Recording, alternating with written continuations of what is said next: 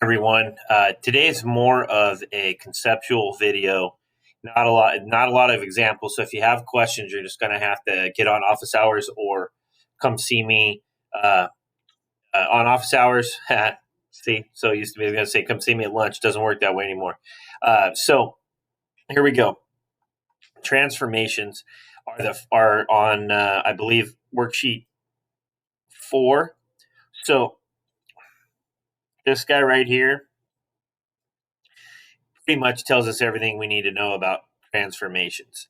So remember that your base function is f of x. That's your base function. Doesn't matter what it is, it's f of x. It could be some nasty looking equation. I believe they give you on your worksheet x squared plus 1. I'm hoping to have a better way of doing notes here soon. So they give you this piece here. And so if there is a number or a coefficient to the outside, don't forget that adjusts things on the y-axis. And it adjusts things, either it flips it, it rotates it, or it transforms it, makes it skinny, it makes it longer. Actually, it's going to make it skinny or wider is basically what it's going to do, like steeper or not as steep. So these numbers out here transform it on the y-axis. And then I'll stick with the y-axis. So this here is going to move it up or down on the y-axis. Remember, so if this was -4, it would move down 4. If this was +7, it would move up 7. So remember that anything outside the f of x, is going to adjust or transform the y-axis, always. So like this one here, this is outside the f of x, so that's already going to move it up 1.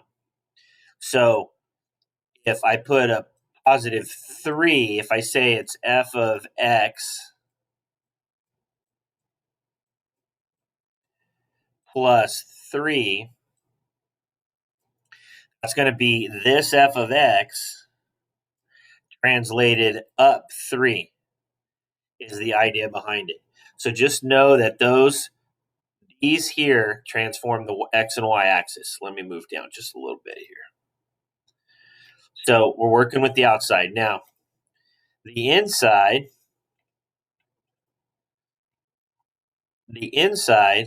since it's inside where x is, these are going to transform anything along the x-axis. If you guys remember, h is going to move things left or right. So anything inside the parentheses is going to move it left or right. And then anything here is going to either grow or stretch it. So let me talk about this one here real quick. So big numbers, so large numbers, trying to abbreviate them as much as I can because I can't write really well. Large numbers, that's a number sign. Large numbers, they are going to shrink your graph. Small numbers like 1 over 100, they're going to stretch your graph and make it really long. This one here, large numbers are going to make it really skinny. Small numbers are going to make it really large. Okay? So kind of the opposite of each other. So that's kind of the idea of transformations. Mess around with those on that review sheet and kind of see where you guys end up with. Okay, so now factoring.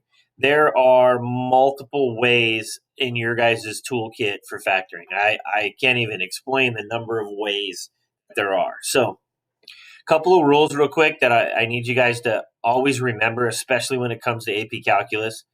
Just keep looking for the greatest common factor.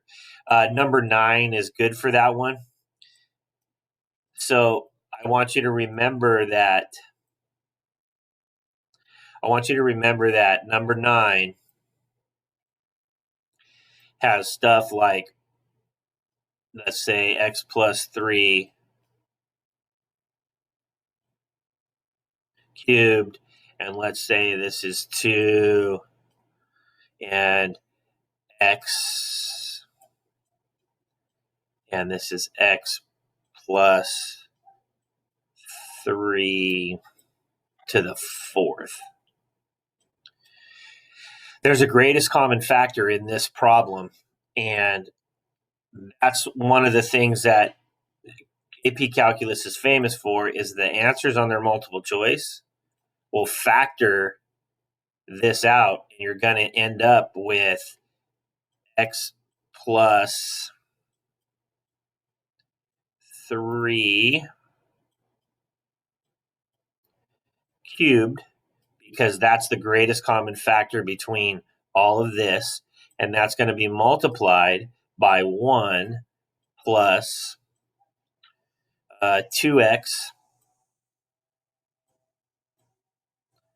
times x plus 3. And then you would simplify this out by distributing, and you get 2x squared plus 6x. You combine everything, and so you'd get like x plus 3 cubed, and this would be 2x squared plus 6x plus 1. So just watch out for those greatest common factor ones. Look for difference of cubes and difference of squares, and don't forget the sum of cubes also. Those special triangle ones, not triangle, but those special pattern ones, make sure you look for those. And just remember, they can get a little ugly. They're not going to look as pretty as they used to be in the Math 3s and the 2 Advanced and all those things. So factoring, let's practice it. We're going to get a lot of practice coming up. So if you get stuck on any of those, pop into office hours and let me know. But that is literally it for today, guys. We'll talk to you later.